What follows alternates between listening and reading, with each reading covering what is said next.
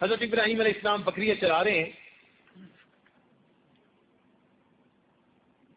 حضرت ابراہیم علیہ السلام بکریاں چرا رہے ہیں کہ ایک آدمی قریب سے گزرا اور کہنے لگا سبحان ذی الملک والملکوت سبحان ذی العزت والعظمت والہیبت والقدرت والکبریاء والجبروت.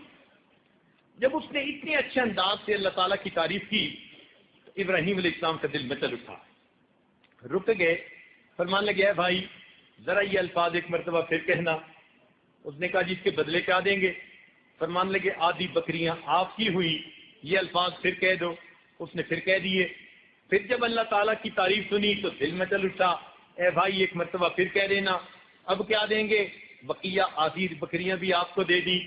پھر اس نے الفاظ کہے, پھر دل مچل اٹھا, کانوں میں رس گھل گیا, جی چاہا ہوتی رہے ثنا تیرے حسن و جمال کی, ہوتی رہے ثنا تیرے حسن و جمال کی, اللہ یہ تیری تعریفیں کرتا رہے میں سنتا رہوں. پھر کہا ہے بھائی ایک مرتبہ پھر کہہ دو. اس نے کہا جناب اب تو بکریاں بھی نہیں, کیا دیں گے؟ تو فرمانے لگے کہ اے دوست تجھے بکری چلانے والی کی ضرورت ہوگی, میں تمہاری بکریاں چلا دیا کروں گا, تم اللہ کا نام پھر لے دو.